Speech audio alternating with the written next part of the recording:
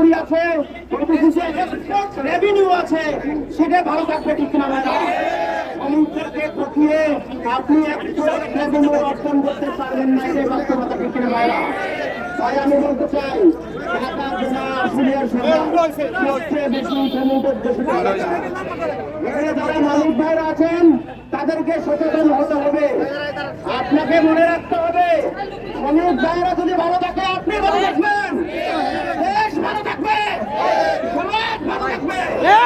তাই শ্রমিকদের ন্যায্য অধিকার, সময় মতো মজুরি, ন্যায্য মজুরি, ভিডিও যারা ব্যানারের পিছনে দেন ভাই, ভাই ব্যানারের পিছনে দেন, ব্যানারের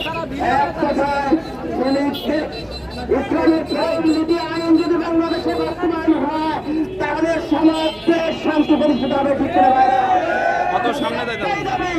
ইসলামী শ্রমনীতি অনুসরণ সবাইকে করতে হবে। আর ইসলামী শ্রমনীতি বাস্তবায়ন করতে হলে এদেশে ইসলামী হুকুমতের বিকল্প নাই, ঠিক করে বাইরা। এই জন্য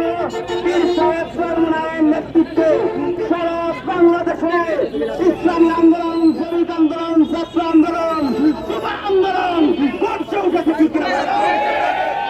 আপনারা আশুলিয়া সদরের শ্রমিকদের উদ্দেশ্যে বলতে চাই, আপনারা যদি আপনাদের ন্যায্য অধিকার চান, এদেশে ইসলামী শ্রমনীতি চান, তাহলে ইসলামী আন্দোলন বাংলাদেশ তথা শক্তিশালী করতে হবে। আমরা সবাই মিলে ইসলামী আন্দোলন বাংলাদেশকে শক্তিশালী করি। আগামী নির্বাচনে মার্কা হবে কি?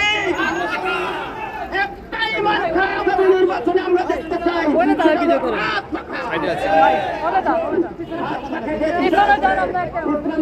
লোকগুলা দেখবো না সব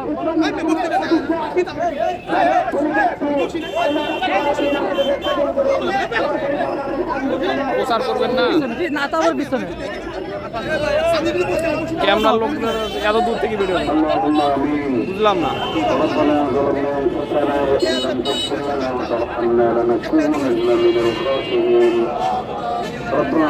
ইসলামী শ্রমিক আন্দোলন বাংলাদেশ ঢাকা জেলা উত্তরের আজকে শ্রমিক সমাবেশ কবুল করে নেন।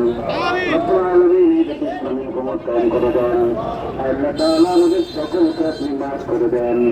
রব্বুল আলামিন এত সুন্দর পরিবেশ যারা করেছে সকলকে আরো সুন্দরভাবে ইসলামের জন্য ত্যাগ স্বীকার করার তৌফিক দিয়ে দেন।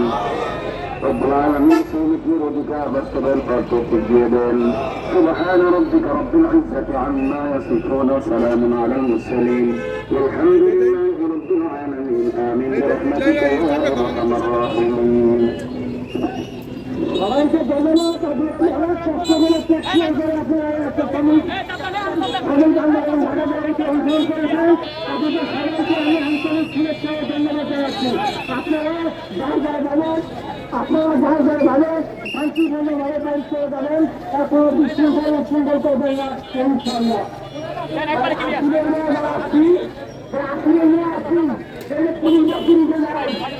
আমাদের